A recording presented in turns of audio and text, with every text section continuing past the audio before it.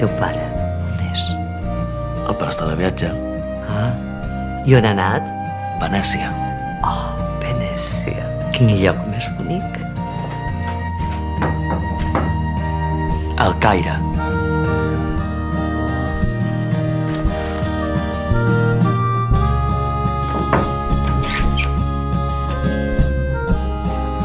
I el teu pare? A Nova York. A Berlín.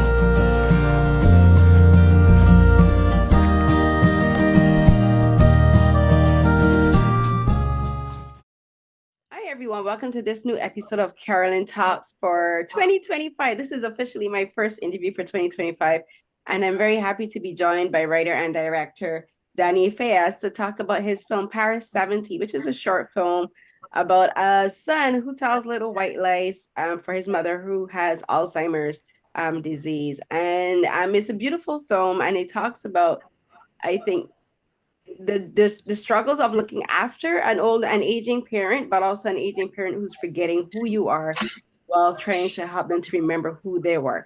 But thank you so much to Dani for joining me for Carolyn Talks, and it's a pleasure to have you joining me today. Hello. Para, digue'm. No, digo en castellà, ¿eh? Hola, estamos encantados de estar aquí contigo y, bueno, contestar tus preguntas y pasar un rato charlando. Yeah, Dani saying hi. Thank you for being here. He's really pleased to be with you and having a good time answering your questions. Yes. So Dani, my first question for you, sometimes I like to ask my filmmakers how they got involved with the filmmaking industry. So can you just say a little bit about how you became a filmmaker and your journey to this career, into like a film like Paris 70 at this point in your career? Sí, ¿cómo te empezaste tu carrera como director de cine? Vale, mi carrera empezó hace mucho tiempo, con 18 años, haciendo cortos con mis amigos. Después empecé a trabajar para productoras de montador. Lo que aprendí haciendo cortos, que era un poquito de todo, montar, rodar y dirigir, pero muy amateur. Y pude aprovechar este conocimiento para trabajar en productoras y trabajar en corporativos. Más adelante empezar a hacer publicidad, hasta llegar a ser director de publicidad.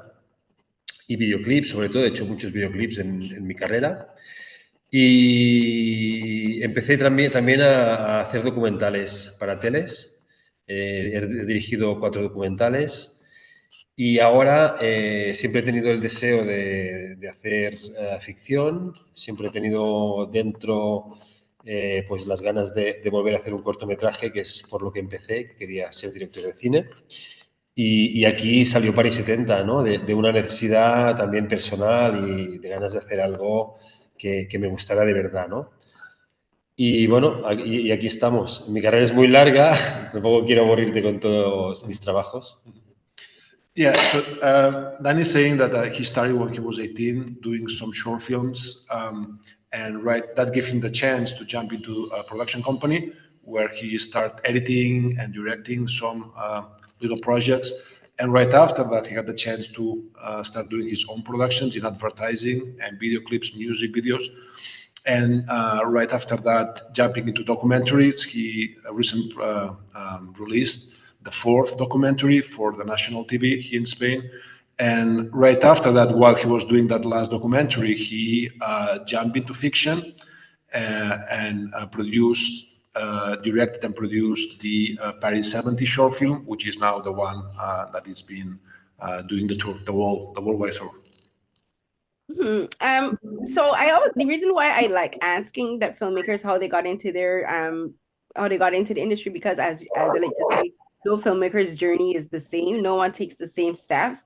And I've had 1 or 2 other people say that they began working in advertising and in music videos. So can you talk to me about and I think in advertising and music videos is the same, because for music videos you're selling the song, you're selling the artist, you know, you're using it to you're using the music video to attract listeners and audiences to the music. But so can you talk to that transition of how you see film whether it's a music video or a documentary or a fiction film like Parasemity, as a way to, it's going to sound jaded, but to sell a story, you know, and to attract an audience. We're going to get into the emotional aspects of it, but I just want to talk more about the logistical and the, I guess you could say, the more straightforward aspects of filmmaking being as a way of selling and marketing stories. Pregunta sobre la transición de publicidad y vídeos en los cuales tú estabas vendiendo una marca o un grupo y cómo esa transición hacia la ficción se puede hacer un paralelismo como que estás vendiendo una historia, ¿no? Como que lo que aprendiste en publicidad y videoclips para ahora ficción.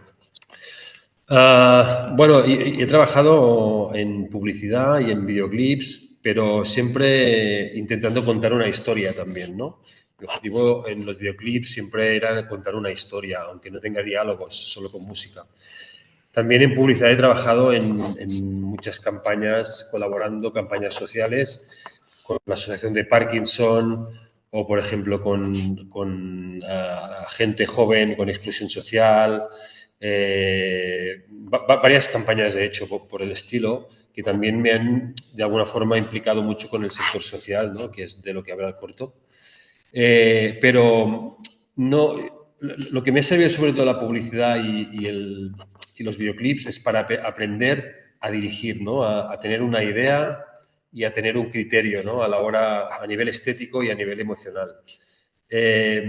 Los documentales creo que sí que me han servido más para poder buscar la parte más profunda de las emociones, ¿no? De lo que transmiten los personajes en París 70, porque profundizas más. Yeah, so a couple of things. That Dani was saying that you are right. Like he did learn a lot of things doing video clips and advertising. That after that he used his career more as a documentary and feature film director, especially the way that he did produce and direct documentaries, focusing on the characters and having like the way that those characters were telling the story is something that now he's trying to use doing the fiction productions. And another aspect of that is the storytelling. And how he did some advertising focus on the social campaigns with the cost-driven purposes. So all that aspect of the social campaigns that he was doing in advertising, it's something that it gave him a profound impact, and he tried to use one of those subjects to do the Paris 70, which is, as you know, the Alzheimer. Yeah, because well, excuse me, while film is very much an art form, it is an art, and films like Paris 70 is about art, and it's about turning human emotions and human experiences into an art. I think it's still important for people to realize that filmmaking is still very much a business. Like, you can't get to the art before you get to the business aspect, because as you well know, as producers in particular, producers they have to know how to handle both the artistic side of filmmaking, but also the business aspect. So just talk a bit about balancing all of that. You know, because for this film, you were also the editor for this film, and you were the director, but you also did producing, and you also used your background in marketing, all of that. Can you just talk about how you balance both the business and the artistic side of filmmaking as a filmmaker? Estaba preguntando un poco como que la foto entera es para este trabajo es human experiences, experiencias humanas, pero también la parte del negocio, ¿no? O sea, cómo en tu caso has compaginado las dos partes, la artística y la de negocio, ¿no? Especialmente siendo director, editor y productor. Pero se refiere que, hablando de Paris 70, que lo ve así o en general. Tu perfil como profesional, vale, balanceando arte y negocio, ¿no? Sí. Bueno, mira, en primer lugar, me gusta explicar historias que crea yo que funcionan. Soy bastante meticuloso en esto. No todas las historias me sirven porque la implicación es mucha y tengo que seleccionar muy bien, tanto como director como productor. Yo Paris 70 lo he producido porque no tenía un productor que en ese momento que me ayudara. Más adelante entró una productora que me ayudó un poco. Pero yo me siento muy cómodo dirigiendo y pensando las historias. No me considero también un productor, digamos, nato. Mi vocación es solo dirigir y poder estar con varios proyectos a la vez. Es complicado dirigir y producir a la vez. No es nada fácil, pero en publicidad lo hacía, en documentales lo he hecho y no me ha sido tampoco extraño hacerlo en este corto. Yeah, pretty much what Dani is saying is his focus is explaining stories, and by doing that, he considers himself a director, focusing on directing and trying to find the best way to explain those stories. But at the same time, he learned to produce as well, and that is really useful in cases like Paris 17, which he was able to see the potential of stories that would be successful. So that way, to your point, like this is a business, right? So it's not wasting his own time and going to the one that he knew that would be more successful as a producer, as well as he was doing the other side of the business or the job by directing it. Yeah, because I'm always fascinated by filmmakers, directors who do both the producing and editing. Like they do so many things. Like you wear so many hats just as a director in general, because you're in charge of an entire cast and film crew, and also the minutia of like building a universe from an idea. But if you add in the fact that it is very much you have to dissect your brain in a way and say the art is the business and the business is the art. So I'm always fascinated by how filmmakers are able to juggle that, because there are some filmmakers that I just want to be about my art, but you're like, nah, I don't have the luxury of just being about the art. You know, you have to look at it as a holistic environment. You know, it's a whole. I look at filmmaking as a mini microcosm of society. You know, you have all of these different aspects of society coalescing on a film set. Yeah, and she's saying that she was always, ella dice que siempre le ha fascinado la gente que tiene la capacidad de llevar distintos sombreros, ¿no? En tu caso, volviendo otra vez al arte y al negocio, y cómo puedes ser capaz de hacer la parte de producción con casting, equipo, todo el crew, y la parte más de explicar la historia con la parte de edición, ¿no? O sea, ¿cómo haces para dividir en tu cabeza un poco las dos cosas, ¿no? Sí.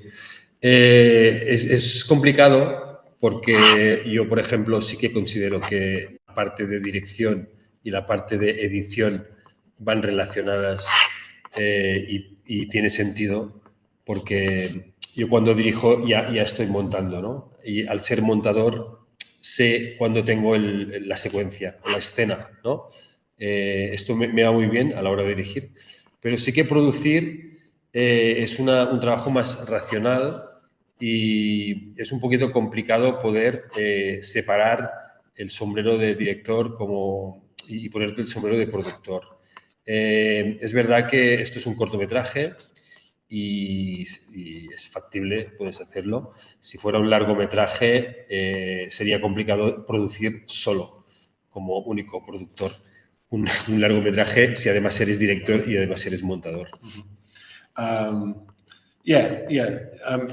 He's saying that it's not always easy, right, to find like this dual aspect of art and business, meaning that business is more production rational and art is more artistic, directing and editing.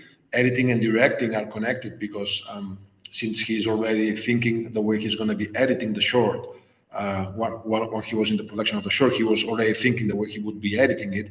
So that allowed him to go faster and making those choices while he was directing.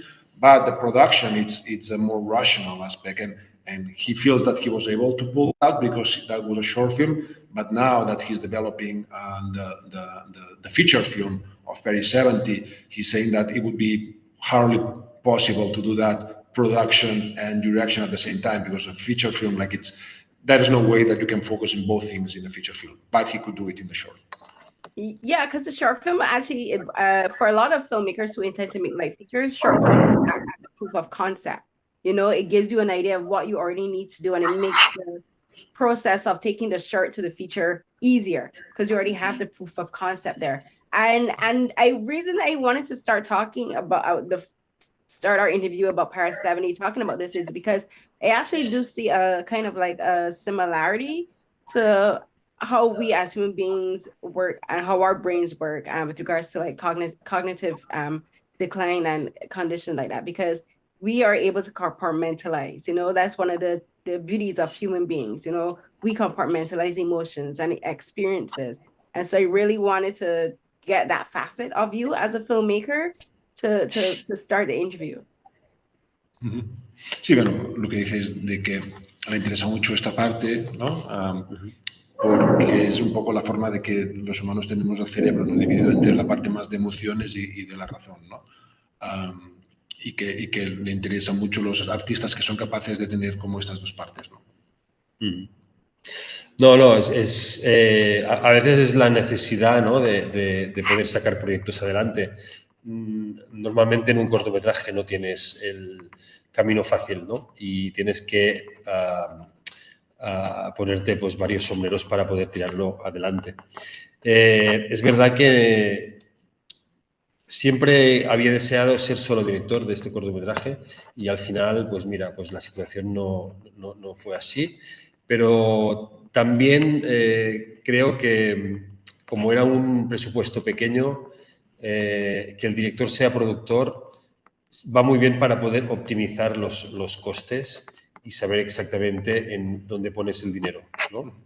Y bueno, esto a mí me ha servido y el resultado del corto, pues mira, tampoco ha estado tan mal de momento. He's saying that so that is more rather his choice, the need to be able to develop the project and to make the project happen is to develop those tools to be also directing and producing it.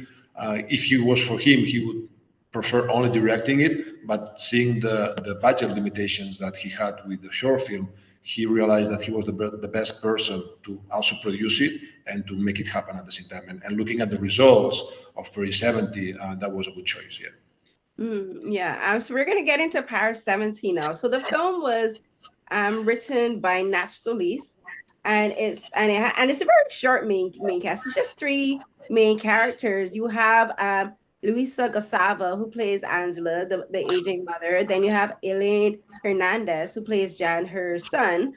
And then there's Neus Asensi, who plays Marta. I want to first talk about just meeting Nach Solis, who's the writer of the film, and deciding that this was the project you wanted to work on. Because when you have films like, and you mentioned before that you did a previous project that kind of worked in the realm of dealing with people with Alzheimer's. So talk to me about meeting Nach and working with him on the script and taking the story from script to screen. Sí, la pregunta que te haces, ¿cómo fue la forma que tú cogiste el guión y lo adaptaste a la pantalla con la mente de los actores que luego te ayudaron a hacerlo posible, ¿no? Bueno, en primer lugar, el guión reflejaba una vivencia que yo había vivido en mi casa y creo que aportar esto en la dirección, ¿no? me hacía como poder, me hacía partícipe de poder hacerme esta historia más mía, más única. Poder aportar los detalles de cuando mi madre cuidaba a mi abuela, ¿no? Y lo que yo estaba viendo en mi casa a esta historia, que es una historia muy personal, también muy familiar, pues me apetecía, ¿no? Por un lado, porque tenía ganas de hacerlo por mi madre. En segundo lugar, los actores. Yo cuando hago cualquier trabajo, me gusta que los actores propongan su papel y me propongan ideas sobre cómo es su personaje. Yo les explico sobre todo lo que no quiero que pase, pero estoy abierto siempre a escuchar otras ideas, ¿no? Y creo que es muy importante acabar los guiones con los personajes antes de rodar, ¿no? Porque es importante porque las aportaciones que te pueden dar ellos mismos pueden ser muy, muy mágicas también, ¿no? Muy, muy difíciles de pensar antes. He's saying that that had a little bit of a process, the way that he took the story, the script, and translated it into the final film. First, as the reality he lived when he was little in his house, his grandmother suffered from Alzheimer. So that was something that he really wanted to explain as a story, and he used the details that he lived when he was younger into the film. So that's something that when he was able to get the script and adapt it for the big screen, he infused those details into the script as his own point of view of the story. But at the same time, while he was in the set with the actors, he's always open to suggestions, and the actors help him to close that story while he was directing it and after that editing it, because it was like a live process from the early script, the way that he adapted and the way that the actors at the end help him to define the story. I find stories about cognitive conditions like such as Alzheimer's or cognitive impairment, which I have, and personally touching to me, because when I was very young, I met my dad's mother, my paternal grandmother, when I was around 8 or 9, and she had already been in the end stages of Alzheimer's. And I remember distinctly going into her bedroom, and my dad's name is Alvin, and she would ask my dad, Alvin, who are these? Because I have a twin sister. She'd ask, Alvin, who are these two girls? And my dad would be like, this is Carolyn and Shirley, my daughters, and he'd have to keep introducing us to her until to the point it got like, we just stopped going in her bedroom because like she'd get very agitated, because of one of the symptoms of Alzheimer's, like they'd become very agitated, and and it's not that you agitate them, it's just that their brains can't process anything, so that's just the way that they come out. So I'm always fascinated by stories because I have that personal connection, but also I've seen people in nursing homes and in hospitals and just like in life who have Alzheimer's and dementia and those kind of conditions. So like they fascinate me because I have that, but also the human brain is fascinating and the way that our brains work. And while we may forget it fascinates me because with Alzheimer's and those kind of conditions, we forget the present, but our mind goes to the past very often. So I want to ask you about that aspect, of like having to, you have a film set in the present, but you have these stories keep constantly going back to the past, so just talk to me about that aspect of it. Pregunta, su padre sufrió también de Alzheimer y bueno, sufrió experiencias de olvidarse de las cosas y ver la ansiedad, y le fascina la forma que el cerebro tiene los procesos cognitivos del cerebro, ¿no? Y cómo distingues el presente del pasado, y un poco en tu caso, ¿no? Cómo usaste todo el conocimiento del cerebro para hacer esta historia de País Santa, ¿no?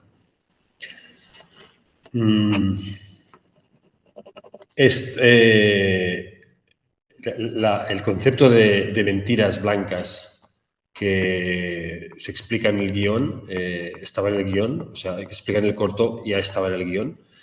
Y yo encontré muy interesante el dilema moral, ¿no? de que un hijo, que es un cuidador sin experiencia, una persona que de repente no está preparada para cuidar, pero una situación familiar le obliga a cambiar su vida para cuidar a su madre.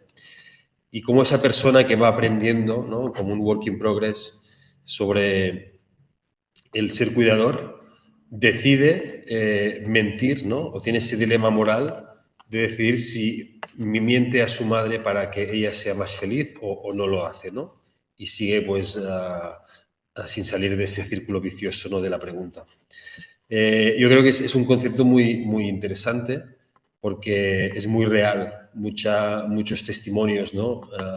Como usted comenta, mucha gente me ha dicho que cuando descubrieron el concepto de mentiras blancas, ¿no? De que con una mentira piadosa podían redirigir un poco, hacer salir del bucle a la persona con Alzheimer, de repente les cambió la vida. Y no se trata tanto de mentir como de intentar dirigir, ¿no? Redirigir a la persona para que salga de su manía, ¿no? de ir repitiendo las cosas. Es un concepto que estaba en el guión y lo encontré muy, muy interesante. Yeah, so he's saying that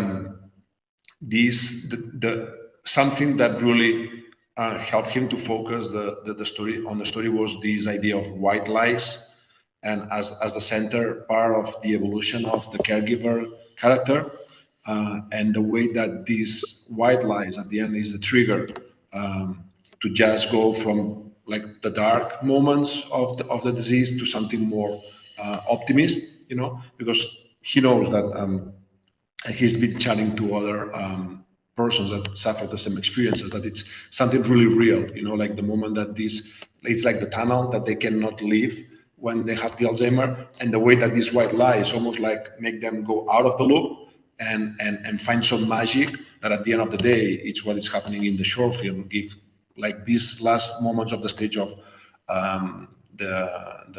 her life in a more optimistic way, and that's something that the caregiver decided, and that's what triggered more optimistic response. And at the end of the day, it's the beauty of the short film, right? Try to find light at the very last moments, and the way that game helped them enjoy those moments without expecting them.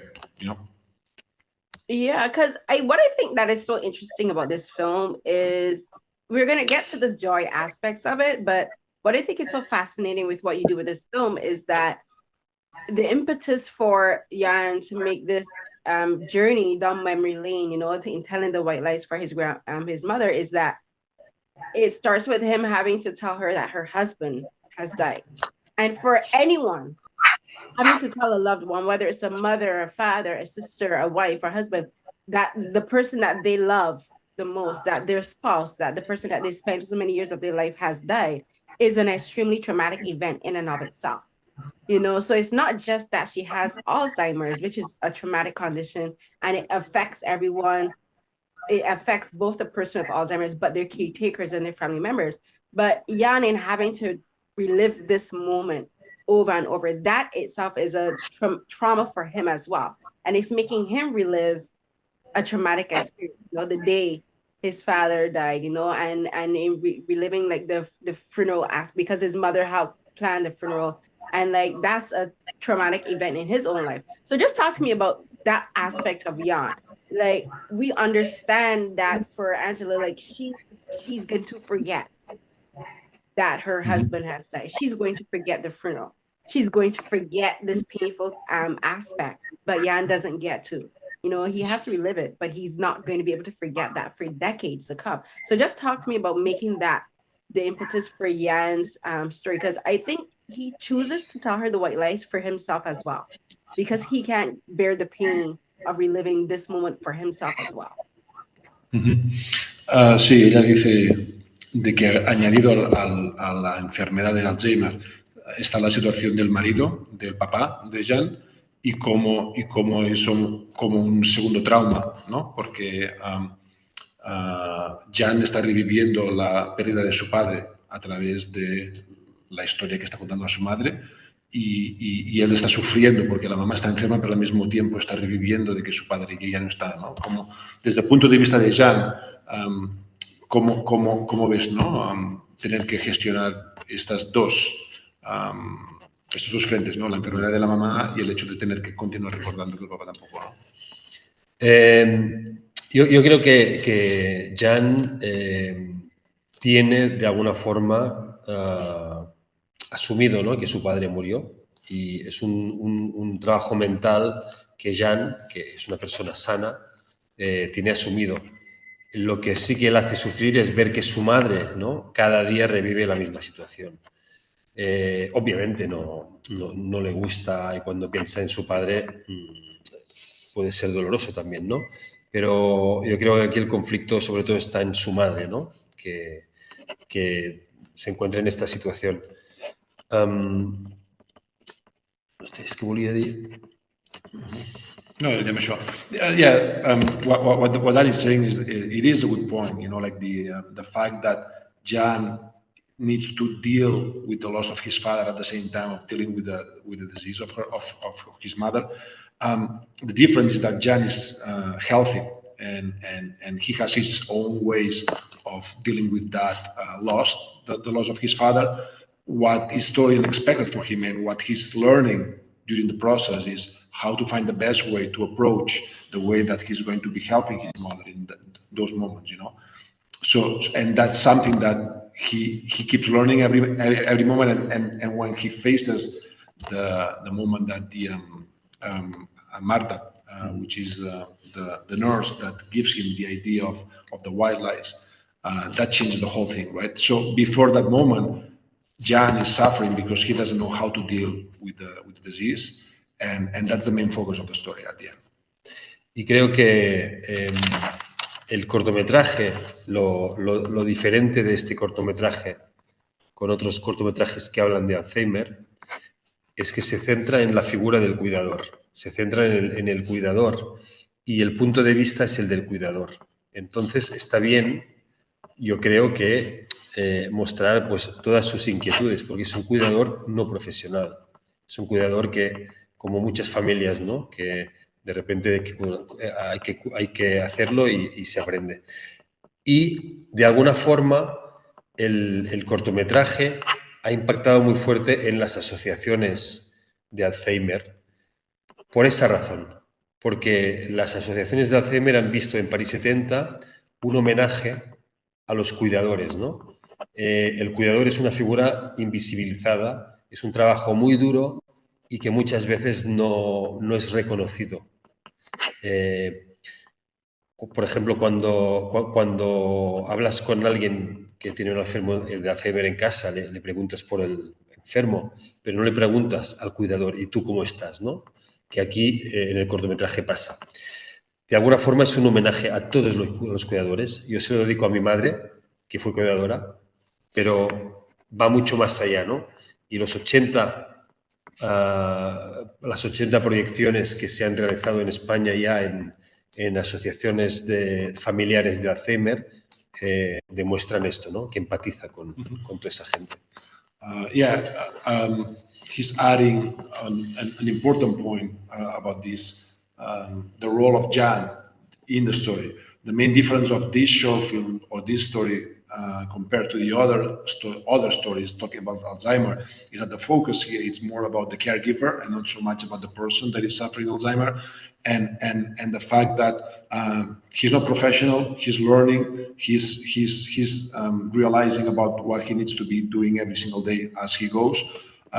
That's something that helped him. It's almost like he wants to make a tribute of the caregiver person, and that's something that have a profound impact into the healthcare channels that were able to join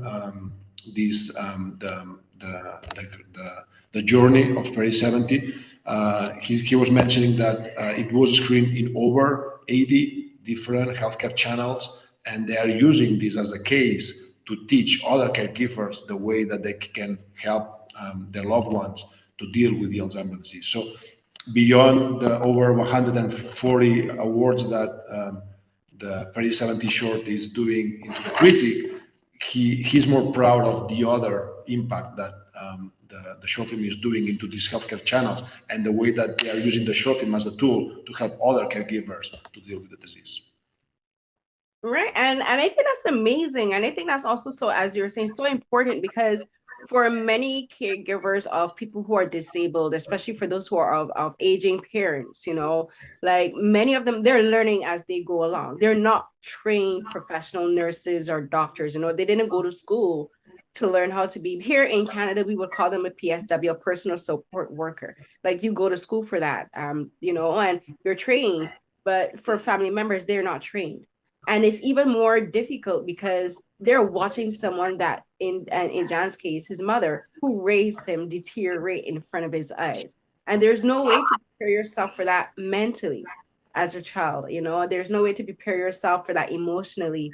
And it's one thing if if you have like a full-time caregiver, a nurse, or a professional to come in and help you, like Marta.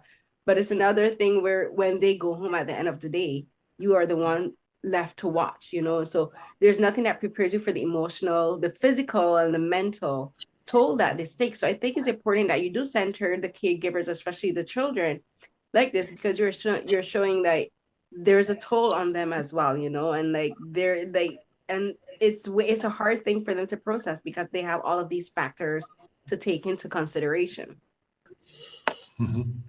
Ella está hablando de que también pasa en Canadá, ¿no? Que la mayoría de caregivers no tiene formación sobre estudios como podría ser una enfermera, ¿no? Y bueno, y que esto lo que comenta es de que tiene un impacto, ¿no? Que pasa factura tanto a nivel mental como a nivel físico a la gente que tiene que trabajar de caregivers, ¿no? Esto pasa en todo el mundo. Esto se ha visto, es una historia universal. Mucha gente decide cuidar a sus enfermos en casa y cuidarlos ellos mismos. En España muchas veces no arriban tampoco las ayudas sociales, ¿no? a esa gente que cuida. Es complicado. Pero por otro lado, yo creo que ahora mismo el Alzheimer no tiene cura. Yo he hablado con muchas asociaciones durante el último año y me ha quedado muy claro que el mejor remedio que existe actualmente es el cuidado, ¿no?, de tus familiares, el amor que te transmiten y el cariño, ¿no?, y el respeto hasta el último día. Porque esto es lo único que queda, ¿no? Y si puedes tener tu familiar en casa, que es muy duro, es muy complicado, para él es bueno, para los enfermos es muy bueno, ¿no? Es verdad que hay después cuidadores que tienen depresiones no diagnosticadas, ¿no? Síndrome del cuidador, el famoso diagnóstico de síndrome del cuidador, porque es muy duro, 24 horas, 7 días a la semana. Yeah, he's saying that he is aware, like, this problem of diseases like Alzheimer are affecting to the population of all over the world, you know, like, and since population is aging, like it's almost like universal that this is happening all over the world. And in Spain also, we don't have the resources, the economic resources sometimes to get professional help, and that ends up landing on the family, you know, and to accompany them to the very last moment, and that sometimes can give a toll to the caregivers. That it's called this caregiver syndrome, which is mental. It's non-diagnosed depression and mental conditions to some of the caregivers, and that's something that's in addition to the problem of Alzheimer now. She's been involved to many of those associations discussing about that. Caregivers have an important toll into the mental health after they're taking care of their loved ones. So it's not ideal, but at the same time, it's the best way to proceed to stay with the loved ones if you don't have professional help until the very last moments. And now we're really going to get into the kind of, like, as I was saying, the nitty-gritty of Paris 70, because at the beginning I said that I saw Jan telling these stories to his mother as a way for him to protect himself, and as you're saying, like, for at-home caretakers who are the children and family members of those with Alzheimer's, they don't have any tools, you know, they're not trained and they're just going along. And I think the fact that you use Jan going back down memory lane, as you would say, as a coping mechanism for himself, but also as a way for his mother to remember the happy times with her husband, I think was a very ingenious way to do it. You know, like, morally, people say, oh, little white lies are fine, you know, like, they're usually told to protect someone, you know. But the thing is I actually didn't see it as a little white lie. I didn't see Jan telling her that her husband was still alive, a little white lie, because technically to her, he is still alive. You know, she's forgotten that he's died. So I didn't even see it as a little white lie because I was just like, he's just helping her to remember the person that she still believes is alive. So talk to me about that and, you know, about with coming up with the idea of going down memory lane, of helping her to relive like the trips, literally going down memory lane with her. And you know, like talking about their honeymoon in Paris and going to places like Lisbon and all the journeys that they went on. So that idea particularly fascinates me because we as human beings, like memory, I think memory is a protective device, but it also helps us to remember who we were. But I saw it I saw for Jan it as a coping mechanism, but also as a way to I never saw it as a lie. I never saw it as a lie at all. Ella dice de que para ella el hecho de que el marido para la enferma no está muerto hace de que no sea una mentira blanca, porque para ella no lo está mintiendo, porque es como si ella supiera de que ella sabe que está muerto, ¿no? Pero la pregunta es ¿cómo se te ocurrió o cómo se encontró la forma de la memoria como el camino más ingenioso y efectivo para Jan para poder salir del problema que tenía, ¿no? O sea, ¿cómo fue llegar al recurso de buscar los recuerdos que tenía en su memoria para darle la vuelta a la situación, ¿no? ¿Cómo se ocurrió o cómo se gestó eso, ¿no? en la historia? ¿Se refiere en el guión o se refiere o sea, vale? Pero no es el punto. When you say like the memory lane as a resource to get out of the loop, you mean into the script or you mean into the actual short film? Because the script, the short film is adapted on the original screenplay, so it's not exactly the same. But I guess you are meaning about the short film or the script. Is what you mean. O sea, bueno, perdón. Yeah, for adapting it from a script to the screen, but then working it through the film because like once you're working with the actors, things will slightly change in the filming process, correct? Sí, bueno, durante el proceso, ¿no? Desde el script, como tú lo adaptaste y también como tú dirigiste a los actores para conseguir eso, ¿no? Todo el proceso. Vale. Yo creo que en la historia hay, te lo digo por partes, ¿vale? Hay dos cosas muy interesantes. Una es el guionista, Nach, lo que hizo fue escribir la historia a partir de un sueño, siempre cuenta lo mismo, que recibía siempre la misma pregunta no sé si era de su madre pero tenía un sueño de qué pasaría si siempre alguien te pregunta lo mismo, ¿no? Esto de alguna forma fue buscar una solución como para salir, ¿no? Un enfermo con demencia podría tener digamos, trastorno, ¿no?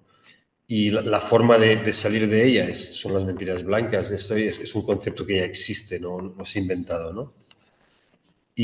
Pero por otro lado, de lo que comentabas, es que Jan realmente se cree que la está mintiendo, porque para él la está mintiendo, pero lo que podemos ver al final del cortometraje es que Angela, cuando se despide en un momento de lucidez terminal, cuando ella no está hablando, pero de repente se despide de su hijo, también le insinúa que ella sabía lo de las mentiras, ¿no? Y ya le valía, ya le estaba bien, ya jugaba también a ese juego.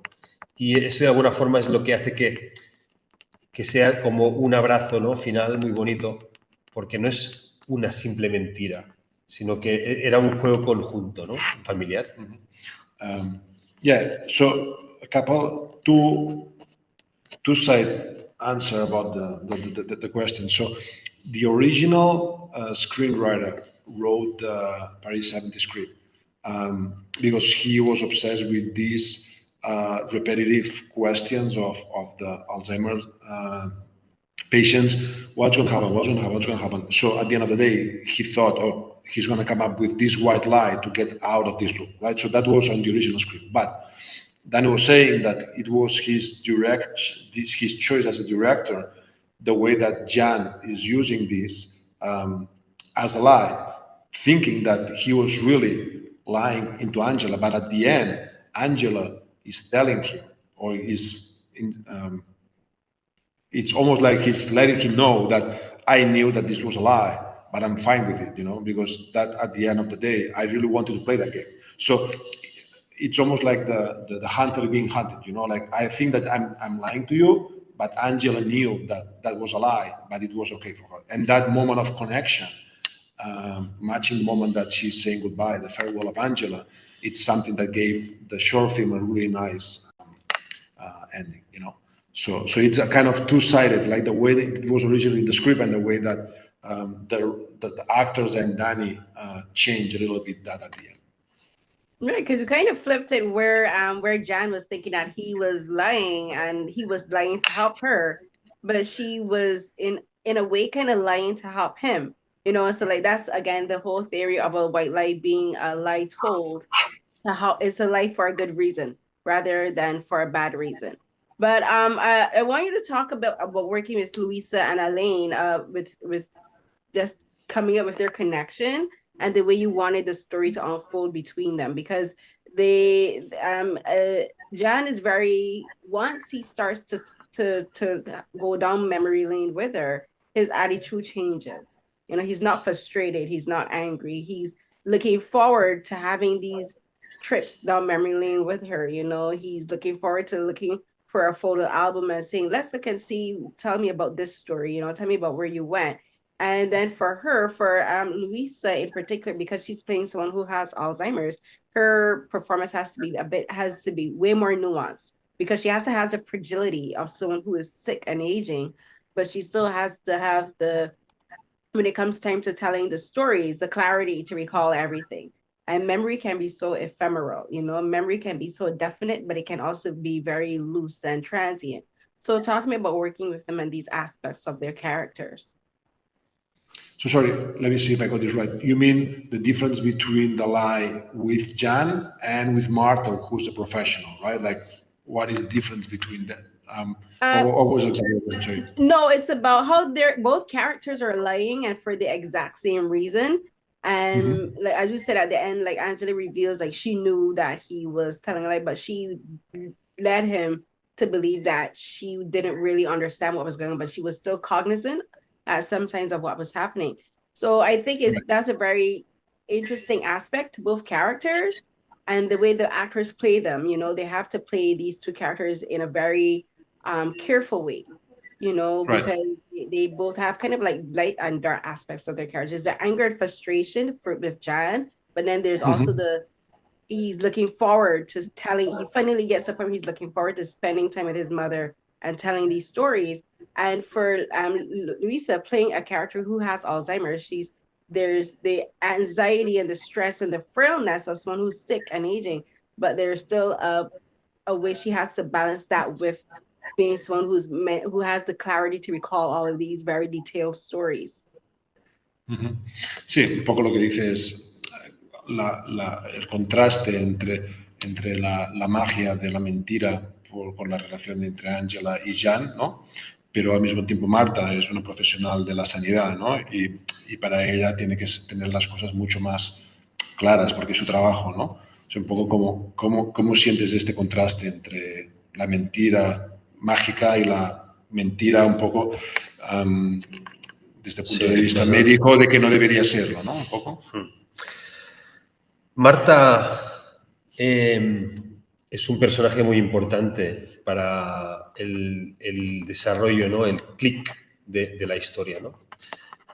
Marta no da la solución directamente, pero sí que le da la idea a Jan, que está aprendiendo, para encontrar su camino, ¿no? Es como que te enseña, ¿no?, el camino para que Jan salga de este bucle, de su amargura.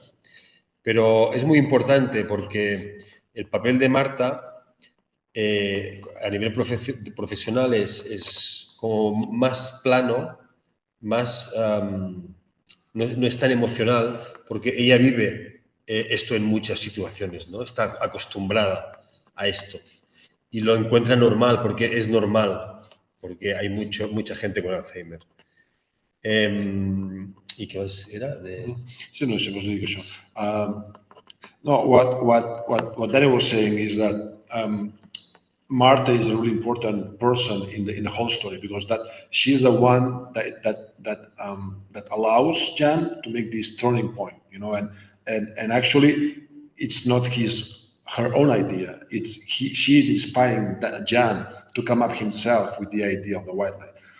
But at the same time, for her, it's not that hard because she's seeing this every day in many other patients. So she has more distance to the specific story, and for her, it's much easier to tell Jan what he needs to do. And the heavy lifting comes to Jan because he's the one that is suffering this for the first time, and he doesn't have the knowledge or the medical background that Marta has to come up with it. So Marta is helping Jan to accomplish the solution.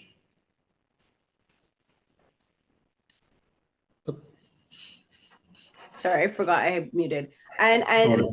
And for working with the cast, talk to me about working out the dynamics with the characters and how they would portray, because when you have a short film and you have 3 actors, I think it gives you more time and more it gives you more time, but it also gives you a chance to really sit down with them and work out the nuances of their characters, you know, and like really get into like the details of them. So talk to me about working with them and how they wanted to play the characters and how they thought about the story. Sí. Preguntas sobre la dinámica del casting y un poco el hecho de que son 3 personajes solamente y que esto te permitió trabajar más los detalles y los matices dentro de la actuación, ¿no? Una de mis prioridades era hacer un cortometraje donde yo pudiera dedicar mucho tiempo a los personajes, ¿no? Estaba buscando una o 2 localizaciones y pocos personajes. Personalmente me gustan los cortometrajes simples, ¿no? Ideas simples pero que te hagan reflexionar sobre un tema, ¿no? Tengo muchos ejemplos, he visto cortometrajes muy buenos así y tenía ganas de trabajar un cortometraje bien sin tener muchas localizaciones, muchos actores, muchas actrices que complicaran todo el rodaje, ¿no?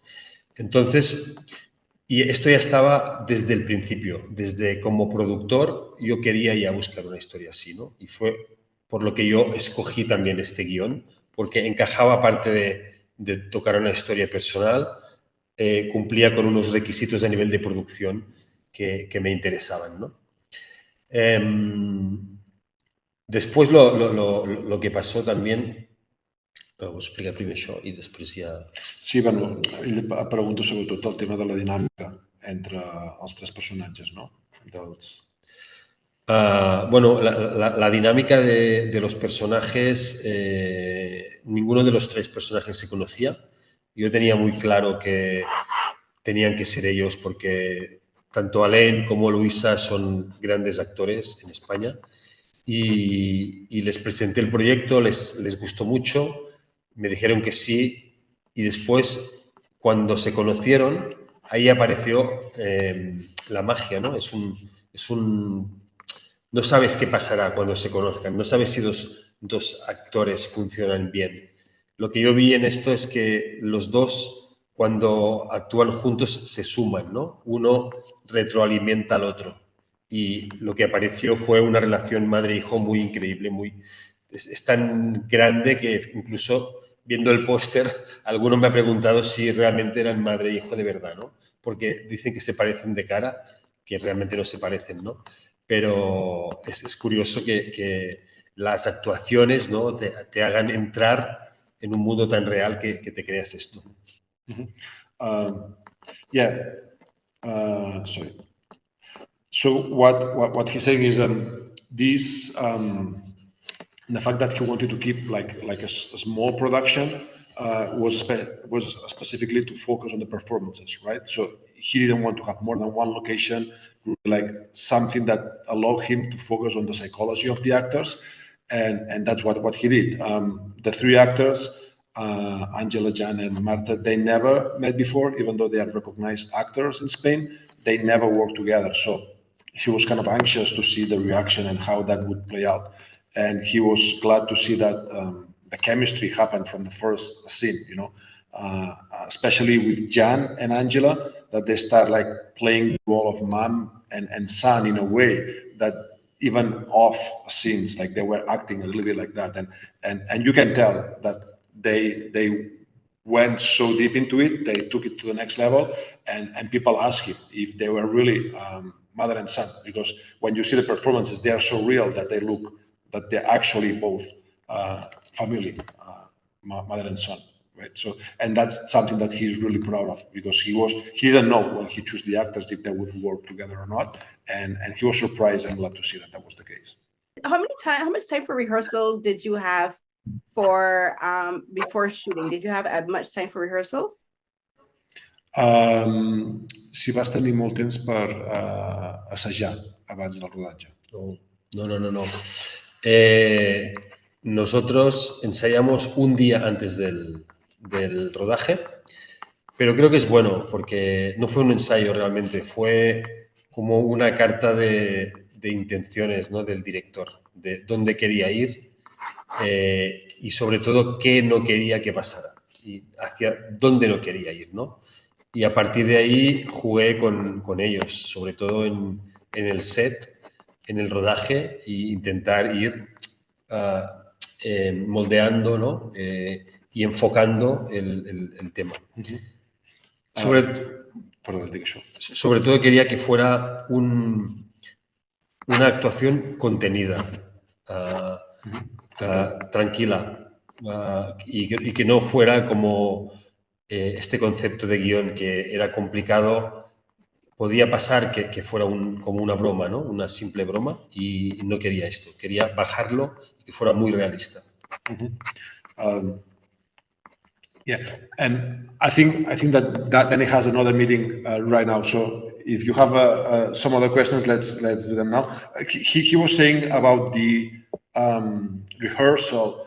They actually met the day before of the shoot, so they didn't have the chance to rehearse. And that's the style that Dani wanted to keep it, because he just wanted to tell them where not to go. You know, like he wanted to have like a content story, keep it small, and take it as far as possible to the comedy, which could be one of the paths that if you read the script, you could take it, because it could land into the other side, but that was not his intention. So he gave them the directions. This is what I want, and then just left them knowing that they were good actors to own the story and to bring it to the next level. So that was the way, and that's probably Dan's experience in documentaries, you know, like seeing the reality and capturing it rather than trying to force it in a way that it's not going to work well. That was risky, but it paid off. My gosh, and brave. That was very brave of all of you.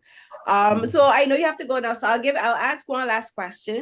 So I want to ask about working with cinematographer Bia Capellas, because what I think is also interesting about this film visually is how it changes from a bit of having a bit of darkness at the beginning, because the house has like this sense of like, you know, like the lights are always low, like there is kind of like a depressing atmosphere.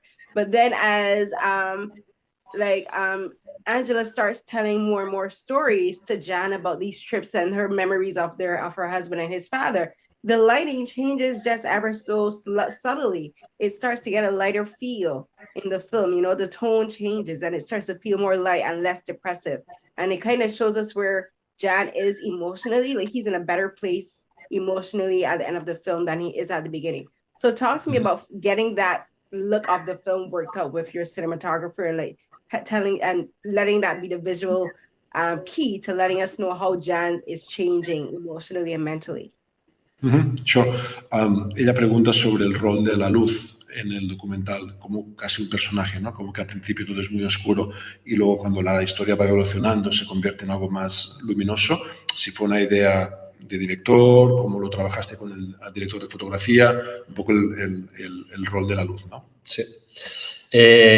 Bueno, varios aspectos. En primer lugar, esto estaba marcado ya en dossier de intenciones de dirección.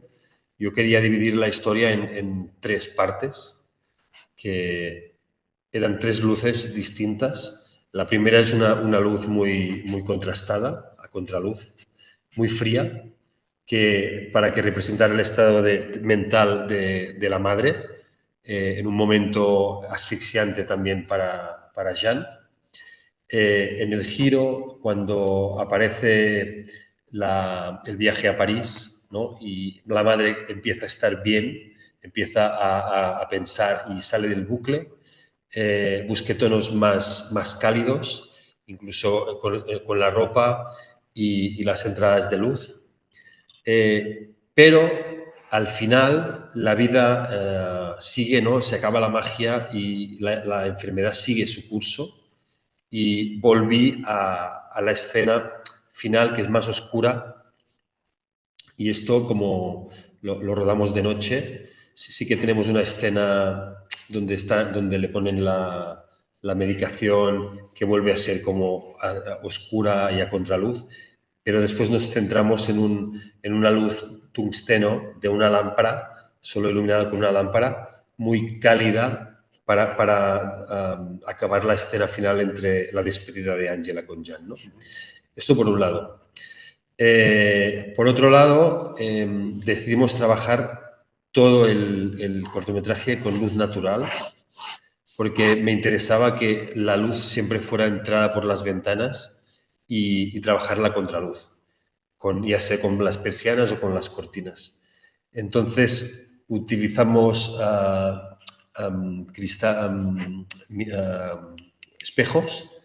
espejos de rodaje muy grandes, y rebotábamos la luz solar hasta dentro de la casa, y en todo el cortometraje se ha rodado sin luz artificial, todo es luz natural.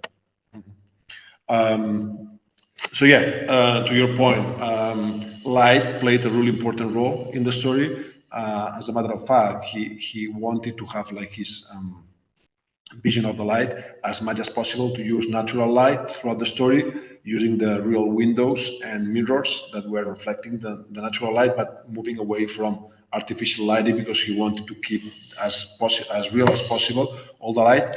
And then he also set up a treatment direction before to brief the DP, setting up 3 different moments in the story. The first one, which is the moment, the opening of the short film, when Angela is suffocating and feeling this feeling of being trapped. It's a light that is really contrasted. It's dark. It's something that it's matching the feeling that Angela has. Then there is a second moment, which is matching the moment of magic, when Angela makes that kind of reviving again. That has more warm tonalities in terms of lighting, but also the clothes they are wearing, the setup of the scene, like all the colors of the scene are warmer. And then there is a third moment, which is the resolution, which is going back to the darkness, the moment that Angela is saying goodbye to Jan. And for that, he only used the tones from the lamp on the bed table, and that gave him like this intimistic light when they are just saying goodbye to each other. So that was something that he really had in his mind to brief the DP, and the DP made a great job. And to your point, light is almost like a character from the story as well, right? Right. Yeah, no, the lighting really works. I kind of usually like films that have like that use a lot of natural light. I have very intimate feelings because it feels just like your home. If you're watching it, it feels like, oh, you're watching it take place in your own home, or a home that you've been in, Right. rather than using a lot of artificial light. So the film really did have that sense. Like my dad's home has a lot of books, so it kind of reminded me of my dad's living room, like when I was younger. Que li recorda a la casa del seu pare, i que sembla que sigui una casa molt real, no? Que també havia tingut l'enfermetat i que tot això em sembla que està molt connectada.